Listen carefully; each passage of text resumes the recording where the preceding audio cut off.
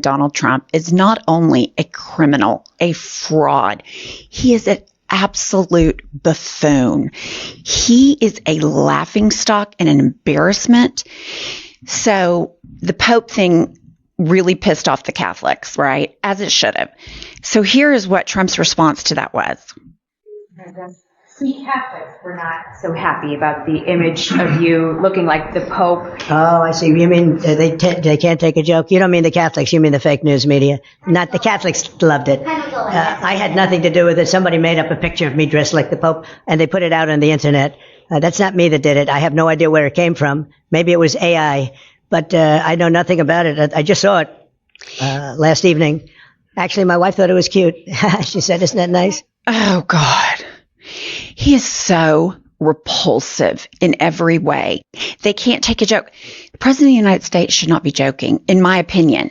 Yes, but I mean, here's the thing. Not all Catholics were upset about this. The triple Trumper hardline Catholics, if Obama did something like this during the Olympics opening ceremony, they had a stage 5 meltdown. But he does it, and he does all this stuff with impunity. And, this is just a typical time warp that Trump enters where he does all of these things with impunity. I don't give a shit if he's dressed up like the Pope. I don't care if he tweets it. I'm more concerned about the authoritarian play and denying people due process. A lot of this is a distraction to take us away from the diabolical shit that he's doing with the federal government. Absolutely. And then we have Trump on Alcatraz, but I just want to preface this. He got the idea because Alcatraz is now up on Netflix, some movie about Alcatraz. I saw even better. It was actually scheduled on TV in West Palm Beach on a Saturday night that he was there at 9 p.m. Somebody tracked down the TV guide, screenshot it, put it up on Twitter. So I don't even know that it's even Netflix. I think he's just watching, probably took a hit off Fox News, did a line of that, freebased it. And then he was like, well, what else is on? And then he starts watching Escape from Alcatraz, and now he's all into the movie business. He wants a communist takeover of the movie industry, and he wants to reopen Alcatraz. Yeah, and so here's what he has to say about it. Decide to reopen Alcatraz. Can you walk us through that decision? Did I say what? To reopen Alcatraz. How will you use it? How did you come up with the idea? Well, I guess I was supposed to be a movie maker. We started with the movie making, and we'll end. I mean, it represents something very strong, very powerful in terms of law and order. Our country needs law and order. Alcatraz is, I would say, the ultimate, right? Alcatraz, Sing Sing and Alcatraz, the movies. But it's right now a museum, believe it or not. A lot of people go there. It housed the... Okay, enough. Here's the thing about Trump. Like you said, he's watching TV. Oh, we'll go to Alcatraz. We'll just do it. He's got Pam Bondi on Fox News saying, oh, yes, it's a great idea. He's shipping people off to El Salvador. He's ripping people off the street with due process. And now his big solution to all this shit is we're going to send him to Alcatraz. I mean, it makes no sense. But it does. And here's why. Because his whole focus is to scare the base. There's all these criminals. And it's like porn for the Republican base to think about people being locked up. They make this ASMR stuff on the White House website of people getting chained and shackled and put on planes and sent away. They constantly are talking about all of these violent criminals, this invasion, and locking people up. This is their huge play. They keep scaring the base, and then it's like porn for the base to see, oh, they're going to be locked up in prison. So they keep playing this all the time for the base because the base loves incarceration. Another thing I thought was interesting about this is he acts like we don't lock people up. The United States incarcerates more citizens than any other first world country in the world by a long shot. And we have a for-profit prison system. But this is just like all of his moves. It's arbitrary. It's a knee-jerk. It's impulsive. But the prison stuff plays very well with his base because they're very, very scared people. They're very people that are very triggered by fear. And so the porn for them is, ooh, they're locking up criminals. They're denying them due process. And he says later on in this clip, somebody escaped one time and they found his clothes wadded up and there were shark bites in it, which I think is a scene from the movie, maybe. Right, yeah. And he thinks that's real. And, a few things we could take from this. Number one, he doesn't seem to be mentally there, but also he sure does stay on point with the distraction and the fear-based authoritarian plays all the time. But if Biden, Obama, Kamala Harris start saying anything like this, that all lose their minds. Well, what makes me so mad is MAGA, like you said, they trigger with fear. There's criminals, there's rapists. He let out the January 6ers who were the biggest criminals. He's a felon. He's a convicted felon. We always have to forget about that, but it's like trickle down criminality. Right. He's a convicted felon, an adjudicated sex offender, a con artist, and he's played the long con his whole life. And he is a white man that does all this shit with impunity. But this is what happens. I mean, it's like we can sit here. Sometimes I'm like, oh my God, I can't believe he's doing this. And you're like, oh my God, I can't believe he's doing that. And then I think, 75 million people or 77 million people voted for a convicted felon to be president of the United States of America. Of course, the whole thing is, a complete heaping pile of dog shit right now. We have a criminal running the country that surrounded himself with other criminals and buffoons. And then you've got this personality cult that just, oh yeah, let's lock him up. They snort a line of that while they're watching Fox News. And it's just like, they're getting hard thinking about people getting locked up. And it's just like, number one, violent crime was down under Biden. Mm-hmm. So they're creating all of this ruse. And this notion that the United States doesn't incarcerate people is just objectively, demonstrably, and verifiably false. Here's another thing. When we talk about stupid, arbitrary ideas, his new film industry economic policy, which he got from John Voight, apparently. Play the clip. Please. Can you explain a little bit about how you would implement tariffs on the film industry, kind of how that would work? Well, that's a different story, but our film industry has been decimated by other countries taking them out, and also by incompetence, like in Los Angeles. The governor is a grossly incompetent man. He's just allowed it to be taken away from, Hollywood. Hollywood doesn't do very much of that business. They have the nice sign and everything's good, but they don't do very much. A lot of it's been taken to other countries, and a big proportion. And I'm actually going to meet with some because, there's some advantages, I guess, and I'm not looking to hurt the industry. I want to help the industry. But I can't take it anymore. Okay. Are they free markets or not for free markets? And then he wants to meet with everybody, just like he met with the law firms. And this is the short-sighted problem that everybody in the private sector is playing with this man. He goes after law firms. Law firms protect the rule of law. The rule of law protects capitalism. And so the Jeff Bezos, the movie moguls, anybody in the private sector, when you start seeing the rule of law vanish, you're going to see capitalism vanish as well. So either he's for hands-off, laissez-faire economics, we're just going to let the private sector go bananas, or he's going to slowly start taking everything over. And I think we're seeing that he wants his hand in everything. And of course, these people have a problem understanding what communism truly is.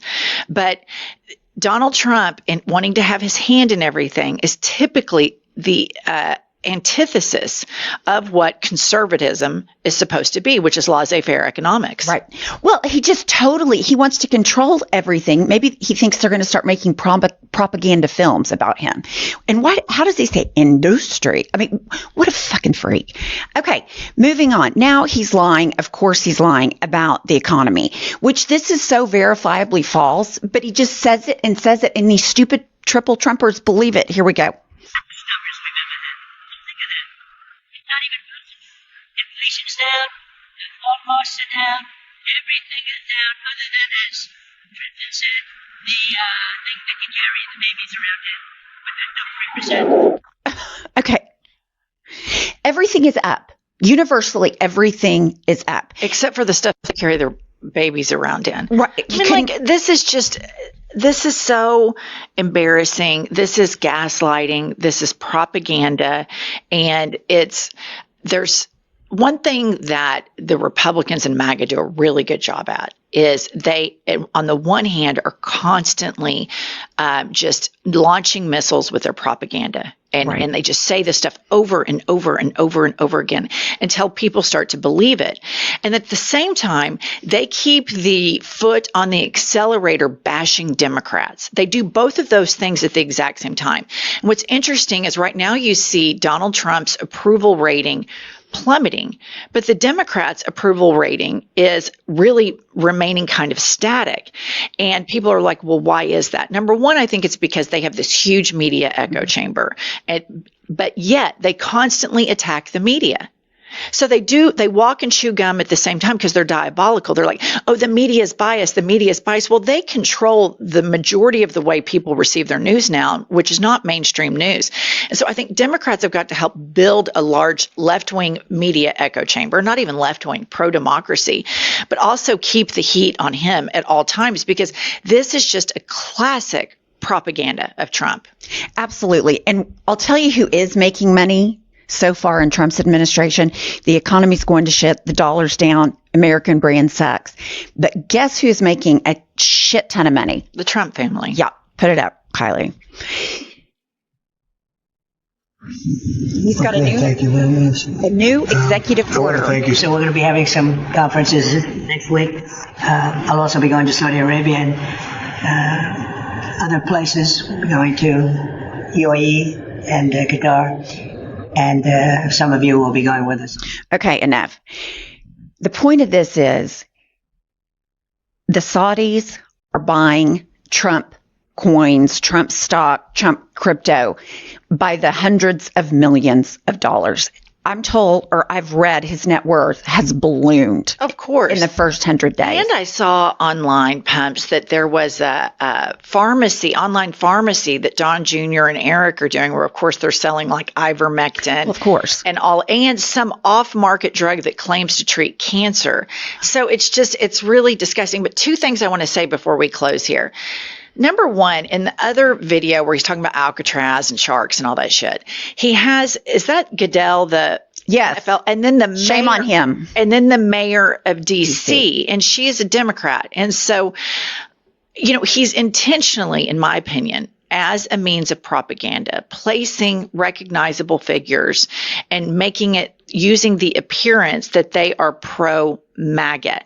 And then he's always seated at the desk and he's surrounded by people. He's really skilled at disseminating propaganda. Yes. And they do it at all times. Anytime there's anybody in the Oval, he has the press come in and he does a press conference to give the illusion that the NFL's behind him, that the mayor of DC is behind him. I saw a lot of videos of her cringing, but I don't know what the correct play is. I mean, does the mayor of DC then turn around and walk out, and then you've got Trump, and MAGA all going crazy? What does Goodell do? There's this really weird thing where he is the president of the United States, and there are these ceremonial things that we do as a nation, like he invites the mayor, blah, blah. I tend to think, and I'm just so, I'm pretty gray about everything in life except for this authoritarian regime. And I think you have to be pretty black and white about it, which is we are not going to hang out with a man that does not know if he should uphold the Constitution. Right. I'm not going to walk into the Oval Office of a man that denies people due process. I'm not going to walk into the Oval Office of a man who didn't call out or fire Elon Musk, who did 2 sick Hiles.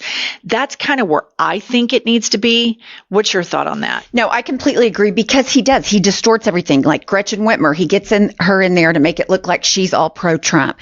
Same with the DC mayor. And I think it's probably about the stadium, the new stadium in DC. But I think you have to draw a line, because now we've seen how he's used Gretchen Whitmer. He's going to use everybody in that way if you allow it. And like Gretchen Whitmer's in this position where, as the governor of Michigan, she's going to need federal funds and federal cooperation to deliver to her voters, because everybody in Michigan pays federal taxes. And so it's I'm not knowledgeable enough on how to handle this, but I think he needs to be impeached, and impeached immediately. But he slowly keeps drawing people in, and he always has the cameras on to give the appearance that everybody supports this regime. And I think that is just a propagandist play. Right. I mean, he makes Putin gas. Hold my beer, Putin, while you're at your table with all the thing. I'm going to line people up that disagree with me behind me, that look like they're bowing to me, and have a press conference. And like you said, I hate to give him any credit. He's extremely skilled in all this. Stick with us for more news. Hopefully, the news will get better. We're trying to get to 1 million subs.